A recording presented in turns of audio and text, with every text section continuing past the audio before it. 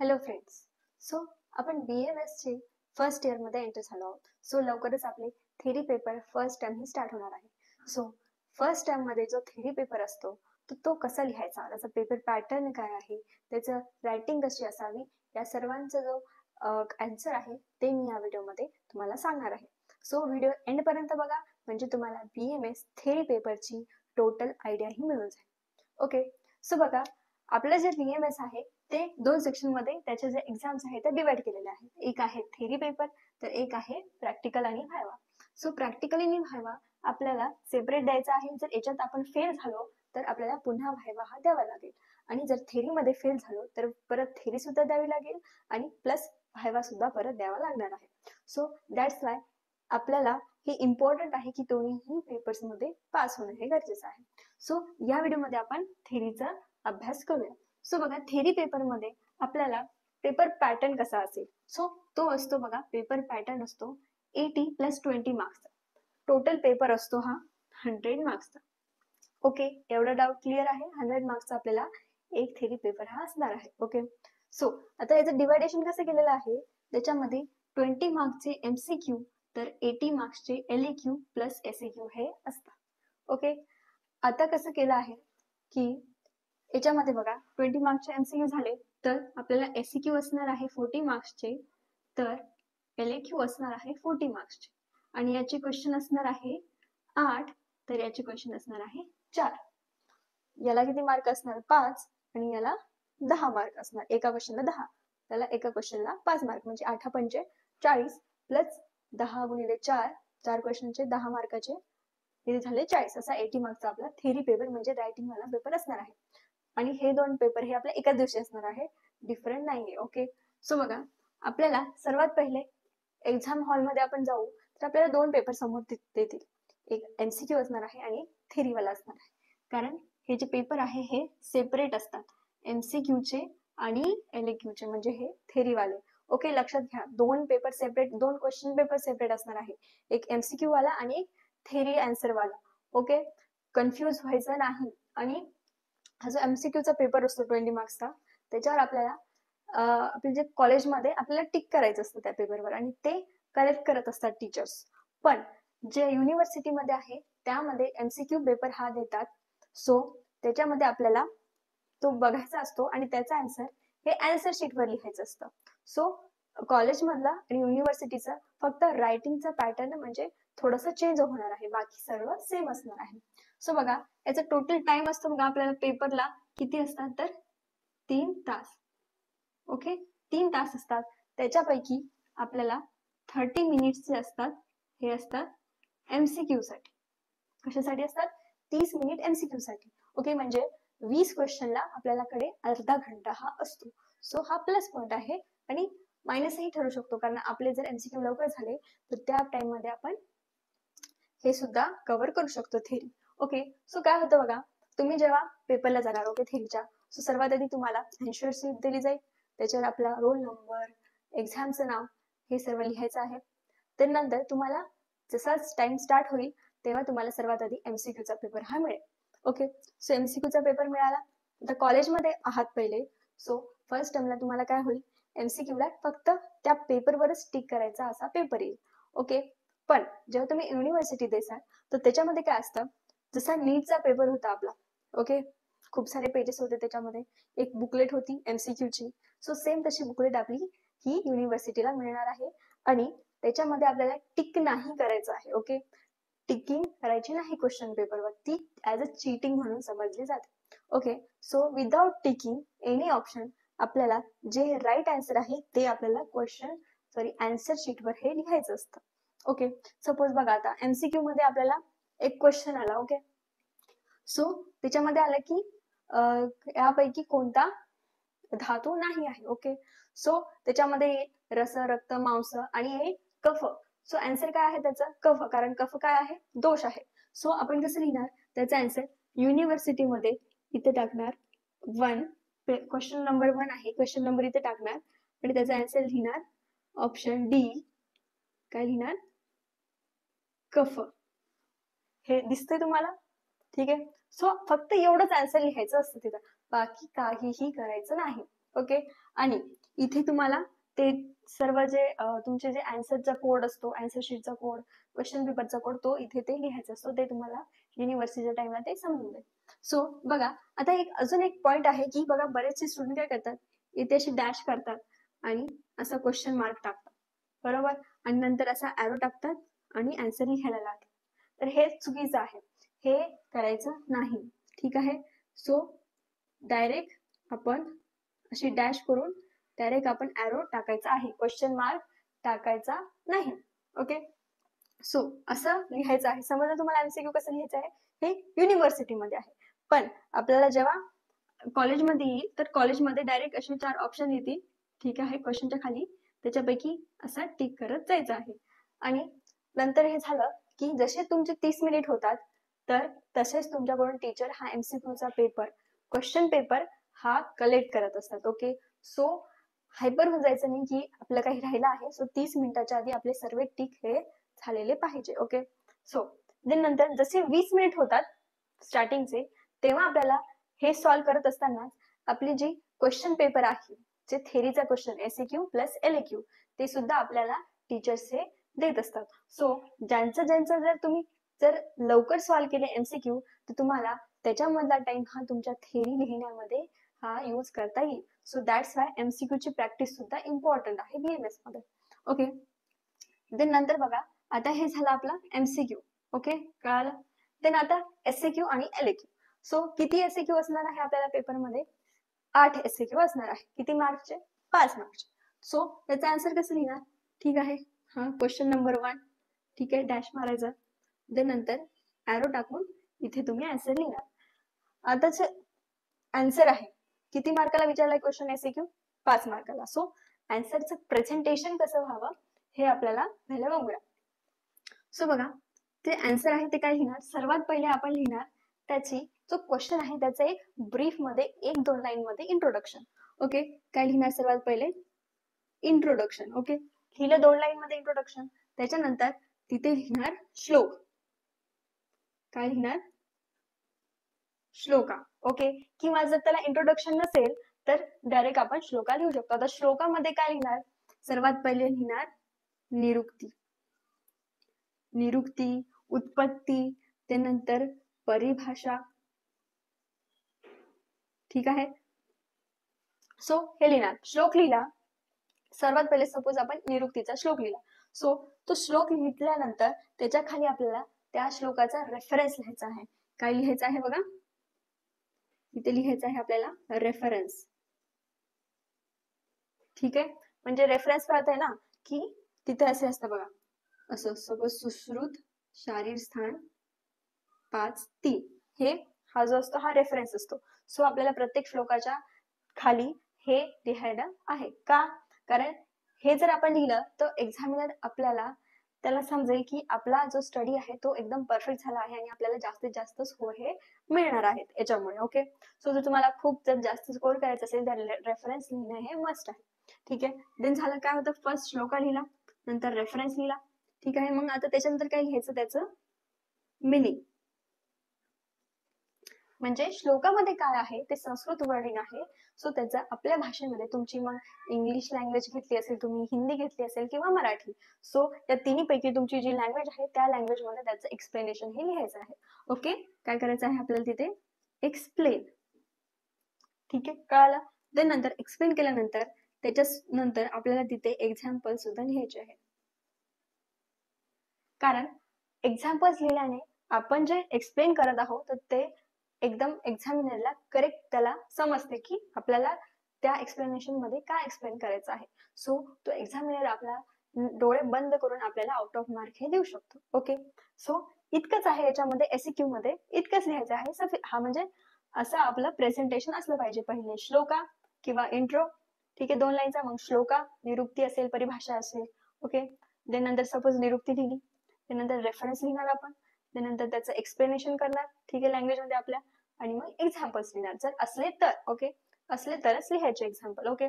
Then नंतर निरुक्तीचं श्लोक, त्याचं एक्सप्लेनेशन ते झालं, मग परिभाषेचं श्लोक, मग त्याचे प्रकार असतील, टाइप्स असतील, त्याचा श्लोक, त्याचं एक्सप्लेनेशन, असं करायचं आहे. ओके. सर्वात सर्व श्लोक लिहून त्याचं एक्सप्लेन नाही करत बसायचं. ओके. श्लोक एक्सप्लेनेशन, श्लोक एक्सप्लेनेशन, असा पॅटर्न हा तिथे करायचा आहे आपल्याला.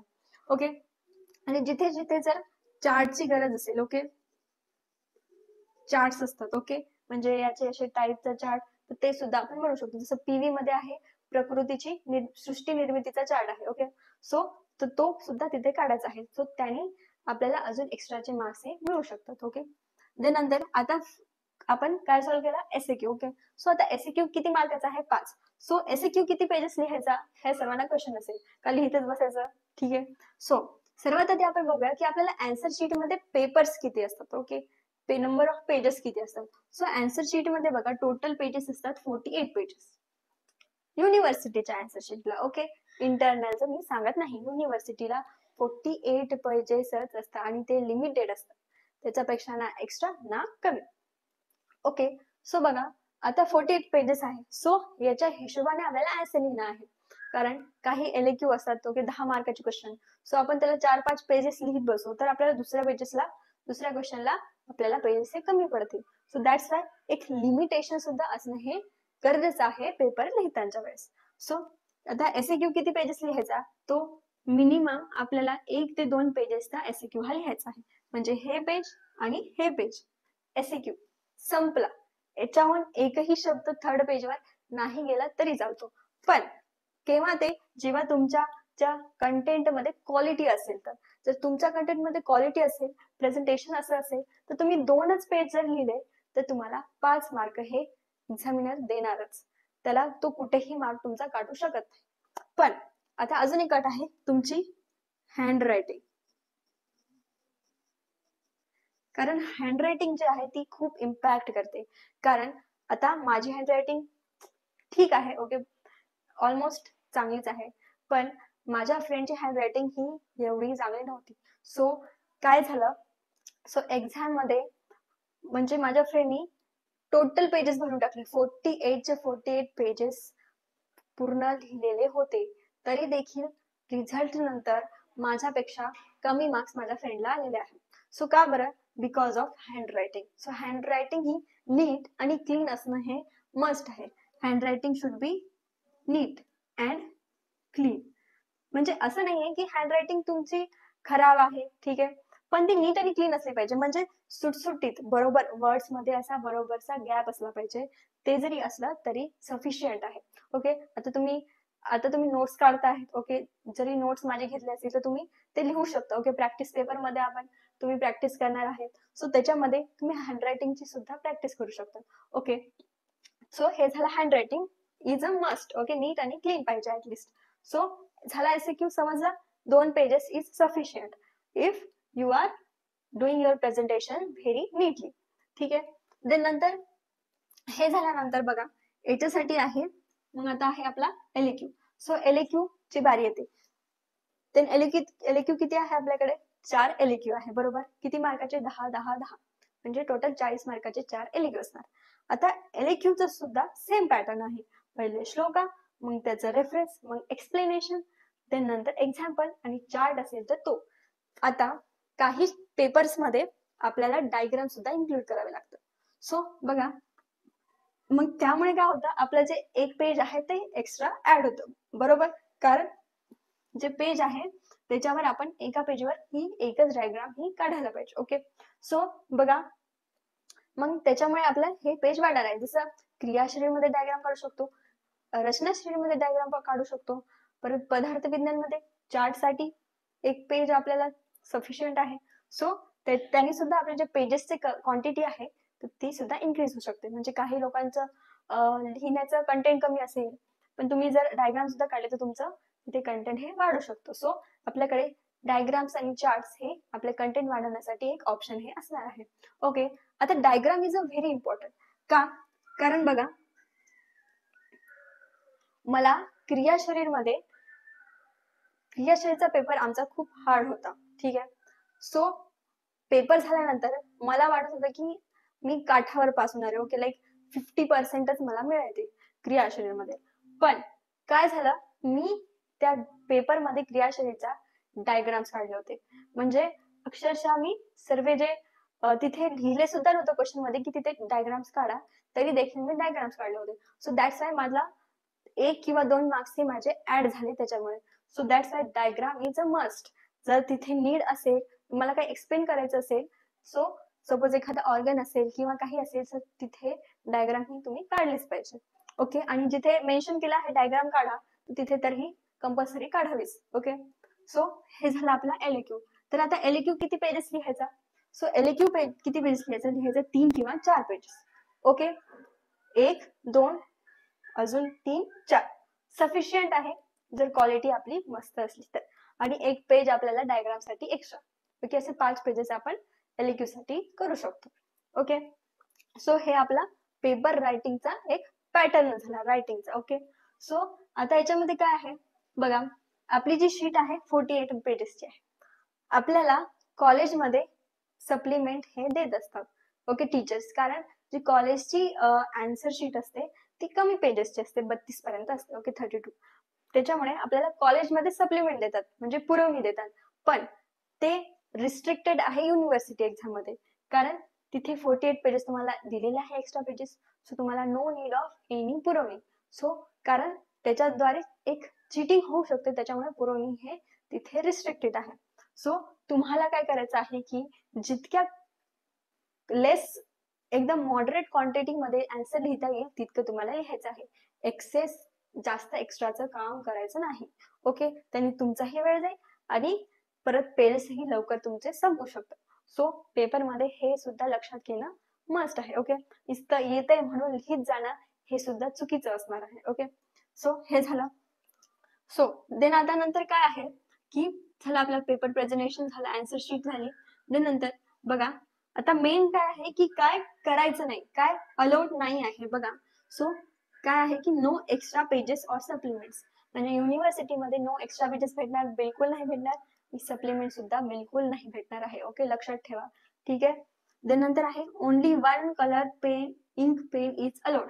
म्हणजे आपण कॉलेजमध्ये जरी देत असलं पेपर किंवा युनिव्हर्सिटीमध्ये, एकच कलरचा पेन यूज करायचा आहे. ब्लॅक तर ब्लॅक, त्यांनी ब्लॅक सांगितलं तर ब्लॅक, ब्ल्यू सांगितलं तर ब्ल्यू. आता आमच्या वेळेस आम्हाला युनिव्हर्सिटीने सांगितलं होतं की ब्लॅक पेनचाच इंकचा यूज करायचा आहे. सो ब्लॅक पेनच आम्ही यूज केलेला आहे. सो दॅट्स वाय तिथे दुसऱ्या कलरचा अल्टरेशन, जसं की सपोज श्लोक ब्ल्यू कलर मध्ये, एक्सप्लेनेशन ब्लॅक कलर मध्ये, हे बरेच स्टुडंट करतात. ओके, तसं करायचं नाही. तुम्हाला डायरेक्ट तुमचा पेपर हा विथ हेड लागेल. ओके, रिझल्ट मिळणार आहे. सो दॅट्स वाय एकच पेनचा हा यूज करायचा आहे. नंतर डोंट मार्क और अंडरलाइन श्लोका और पॉइंट्स ऑन आन्सर शीट्स. आता हे सुद्धा एक महत्वाची गोष्ट आहे. कारण काय करतात, सपोज आपण इथं श्लोक लिहिला, ठीक आहे, रस अपि श्लेष्मवत, ठीक आहे, हा आहे रस वृद्धीचा श्लोक. ओके, सो आता हे झाला श्लोक लिहिला. मग आपण काय करतो, याला असं स्टार देतो, याला काय करतो अंडरलाईन करतो, कारण आपल्याला हायलाइट करायचं ना की हा श्लोक आहे, त्याचं एक्सप्लेनेशन वेगळं, कारण एकाच पेनने लिहिणार आहे, मग ते डिफरन्शिएट झालं पाहिजे. सो हे सुद्धा चुकीचं आहे. याला ना अंडरलाईन करायचं, ना असे स्टार द्यायचे, ना असे डॉट करायचे, ना काहीच करायचं नाही. ओके, सो जर तुम्हाला याला हायलाइटच करायचं आहे, सो तुम्ही याला असं इन्व्हर्टेड कॉमा मध्ये ठेवू शकता श्लोकाला. ते माहिती आहे ना तुम्हाला. सो त्याच्यामध्ये तुम्ही श्लोकाला लिहायचं आणि त्याच्यानंतर एक जागा सोडा ना, जागा आहे आपल्याला, सो एक जागा सोडा आणि इथे तुमचं एक्सप्लेनेशन हे लिहा. ठीक आहे, समजलं. काहीच तिथे करायचं नाही. आणि एक्सप्लेनेशन लिहिताना सुद्धा तर पॉइंट्स आपण लिहितो, मग असं नंबर 1 लिहिणार, मग number 2 point, 3rd point. So हे सुद्धा चुकीचं आहे, कारण हे ज्या गोष्टी आहे ना ते एक्झाम मध्ये ऍज अ मार्क म्हणून तिथे आपला पेपर मध्ये ते युनिव्हर्सिटी आपल्याला सांगते, कारण आपले पेपर्स हे कुठेही चेक करायला जात असतात. ओके, सो मग आपण जर तिथे अशा मार्क्स केल्या, ओके, मार्किंग हायलाइट केलं, सो त्यांना असं वाटतं की आपण ऍज अ चिटिंग म्हणून करत आहोत, की आपल्या कोणी ओळखीचं ते पेपर चेक करणार आहे आणि आपला पेपर हा त्यांना ओळखू यावा, त्याच्यामुळे आपण मार्किंग करत आहे. सो दॅट्स वाय हे सर्व काही गोष्टी करायच्या नाही. ठीक आहे, फक्त याला एक इन्व्हर्टेड कॉमा मध्ये श्लोक लिहायचा, एक जागा सोडून त्याच्यानंतर एक्सप्लेनेशन लिहू शकता. सिंपल आहे, डिफरन्शिएट होऊन जाईल श्लोक आणि एक्सप्लेनेशन. ठीक आहे. देन नंतर आता मेन पॉइंट येतो. आता जर माझी सिच्युएशन सांगितली तर मला फर्स्ट पेपर हा हार्ड गेला होता. का? कारण मला टाइम हे लिमिट झाला होता, म्हणजे टाइम आम्हाला कमी पडला होता लिहायला. ठीक आहे. माझी एक तर स्पीड कमी होती. सो स्पीड सुद्धा एक इम्पॉर्टंट आहे. तुमची हँडरायटिंगची स्पीड ही जास्त असली पाहिजे. जर तुम्ही स्लो हँडरायटिंग वाले असला तर तुम्हाला पेपर लिहायला खूप टाइम जाणार आहे. तुमचे क्वेश्चन हे तसे सुटणार आहेत. सो स्पीड वाढवा, कारण माझी स्पीड ही कमी होती ओके फर्स्ट इयर मध्ये. सो मला त्याची खूप प्रॉब्लेम झालेला आहे पेपर देताना. सो एक तर स्पीड कमी होती माझी. देन प्रॉब्लेम असा झाला की आता तिथे 8 एसक्यू असतात बरोबर. आता 8 क्वेश्चन ओके, आणि त्याचे सुद्धा दोन दोन पेजेस आपल्याला लिहायचे, कव्हर करायचे. आणि एलक्यू किती असतात? 4 क्वेश्चन असतात. सो मी काय केलं होतं, माझ्या पेपरला स्टार्टिंगला सर्व एसक्यू सॉल्व्ह केले होते आधी, म्हणजे क्रमाने गेले होते. म्हणजे पहिले एसक्यू देतात ते, मग एलक्यू देतात. सो मी सुद्धा सिरियली गेले होते, पहिले एसक्यू सॉल्व्ह केले, मग एलक्यू केले. मग आता असं झालं काय की फर्स्ट पेपर मध्ये एसक्यू मी सॉल्व्ह करत बसले. सो माझा ऑलमोस्ट खूप सारा टाइम 90% टाइम हा एसक्यू मध्ये कन्झ्युम झाला. आणि त्याच्यामुळे काय झालं, मला जे एलक्यू होते माझे 10 मार्काचे क्वेश्चन, त्याचा मला टाइमच नाही पुरला लिहायचं. माझे 2 क्वेश्चन एलक्यूचे संहिताच्या पेपरमध्ये सुटून गेलेले आहे. का? कारण मॅनेजमेंट होतं टाइमचं आणि मॅनेजमेंट नव्हतं क्वेश्चनचं. तर मग त्याच्यामुळे काय झालं, मग मी सेकंड पेपर पासून हे स्टार्ट केलं की सर्वात आधी मी एलक्यू लिहिणार आणि नंतर मी एसक्यू लिहिणार. ठीक आहे का? कारण एलक्यू किती आहे? 4च आहे, आणि एक क्वेश्चन किती मार्काचा आहे? 10. सो जर आपण त्याला जर छानपैकी लिहिलं तर आपल्याला ऍटलिस्ट 8 तरी मार्क, 7 मार्क हे मिळतील. त्याच्यानंतर एसक्यू सॉल्व्ह करा, म्हणजे त्याचे 3 मार्क हे 8 क्वेश्चनचे आपल्याला मिळतील. सो असं हे माझी मेथड होती ही एक्झाम पेपर मध्ये लिहिण्याची. सो तुमची वेगळी असू शकते. जर तुमचं स्पीड जास्त असेल तर तुम्ही पहिले एसक्यू लिहा, तुमचे एसक्यू लवकर होतील, नंतर एलक्यू तुम्ही टच करू शकता. सो ते प्रत्येकावर डिपेंड असतं की तुम्हाला एसक्यू सॉल्व्ह करायची आधी का एलक्यू सॉल्व्ह करायची. आता ते तुम्हाला समजेलच जेव्हा तुमची फर्स्ट टाइम ही येईल. ओके, सो हे आपले पॉइंट झाले. आता काय आहे, म्हणजे मेन मुद्दा असा आहे की आता इंटरनल असेसमेंट आणि जी युनिव्हर्सिटी आहे त्याच्यामध्ये डिफरन्स असतो. तर तो कसा बघा, तर जी आपली युनिव्हर्सिटी एक्झाम आहे त्याच्यामध्ये आपल्याला जो बघा पेपर्स किती आहे, सो टोटल आहे 9 थेरी पेपर्स हे असणार आहे. ते कसे, तर संहिता अध्ययनचा आपल्याला पेपर 1च असणार आहे. ओके, सो याच्यात चरक संहिता आणि अष्टांग हृदय. नंतर क्रियाशरीरचे आपले असणार आहे पेपर 2, पेपर 1 आणि पेपर 2, म्हणजे paper part 1, paper part 2. So हे आपल्याला असे 2 पेपर असणार आहे क्रियाशरीरचे. ओके, त्यानंतर रसशास्त्राचे सुद्धा 2, रचनाशरीरचे 2, पदार्थ विज्ञानचे 2 आणि संस्कृतचे 2. सो असे आपल्याला टोटल 9 पेपर असणार आहे युनिव्हर्सिटीमध्ये. ओके, सो याच्यामध्ये आपल्याला पेपरमध्ये गॅप असतात. ओके, सो काही घाबरायची गरज नाही, हे उलट आपल्याला इझी आहे, कारण पार्ट 1 हा वेगळा अभ्यास करण्यानंतर पार्ट 2. ओके, पण आता जेव्हा आपल्या इंटरनल एक्झाम्स असतात, म्हणजे जे आपल्या कॉलेजमधील एक्झाम्स असतात, सो त्याच्यामध्ये आपल्याला फक्त 5 पेपर असतात. 5 सब्जेक्टचे 5 पेपर, म्हणजे संहिताचा एक, क्रियाशरीरचा एक, रचनाशरीरचा एक, पीव्हीचा एक आणि संस्कृतचा एक. ओके, समजलंय? म्हणजे जे पार्ट 1 आणि पार्ट 2 आहे तर त्याला कंबाईन करून आपल्याला हा पेपर हा असतो. म्हणून आपल्याला दोन्ही पार्ट मध्ये जे चॅप्टर्स आहेत त्यांचा हा अभ्यास हा करावाच लागतो. ओके, सो असा डिफरन्स आहे एवढाच फक्त आपल्या कॉलेज मधल्या एक्झाम मध्ये आणि युनिव्हर्सिटीच्या एक्झाम मध्ये. ओके, नंतर हे एवढं आहे. त्यानंतर बघा प्रॅक्टिकलचे मार्क कसे डिवायडेड आहेत. सो प्रॅक्टिकल असतं आपल्याला, ठीक आहे, प्रॅक्टिकल करणं मॉडर्नचं, आयुर्वेदाचं, ते 100 मार्क्स असतं. नंतर व्हायवा असतो 70 मार्क्सचा, आणि इंटरनल असेसमेंट असते, म्हणजे आपले जे प्रॅक्टिकल बुक लिहायचं असेल किंवा इलेक्टिव्ह असतील सो त्याचे 30 मार्क्स असतात. असं टोटल आपल्याला 200 मार्काचा पेपर हा व्हायवा आणि प्रॅक्टिकल हा असणार आहे. सो याचे बघा पासिंग मार्क्स आहे 100 आणि आपल्या थेरी पेपरचे पासिंग मार्क्स हे 50 असतात. ठीक आहे, समजले? इथे 50 आणि इकडे 100 घेतले की तुम्ही क्लिअर होणार आहे. ओके, सो आय होप तुम्हाला समजलं असेल पेपर कसा लिहायचा आहे. एसक्यू 1 ते 2 पेज, एलक्यू 3 ते 4 पेज. ओके, हा पॅटर्न आपला असला पाहिजे. कसा? श्लोक, त्याचा रेफरन्स, त्याचं एक्सप्लेनेशन, एक्झाम्पल्स, चार्ट आणि डायग्राम. ओके, सिंपल आहे, फक्त टाइम मॅनेजमेंट पाहिजे, हँड रायटिंग नीट पाहिजे, क्लीन पाहिजे. ओके, आणि आपल्याला छान असं तिथे प्रेझेंटेशन देता आलं पाहिजे. ओके, सो हे गोष्टी आहेत तुम्हाला एक्झाम मध्ये ह्या युजफुल आहेत, आणि तुमच्या तर फर्स्ट टर्म येईल. ओके, आमची सुद्धा फर्स्ट टर्म आहे आता सेकंड इयरची. So all the best for you. I hope तुम्हाला याच्यामधून काही हेल्प मिळाली असेल. ओके, आणि आता फर्स्ट टर्म जे आहे नोट्स काढा लवकरात लवकर. जर नसतील काढले तर मला इन्स्टावर डीएम करा, माझे नोट्स तुम्हाला पाहिजे असतील तर तुम्ही मला सांगू शकता. ओके, आणि श्लोका पाठ करा. श्लोका हे तिथे लिहिले तर तुम्हाला आउट ऑफ मार्क्स हे नक्कीच पडणार. ठीक आहे. थँक्यू.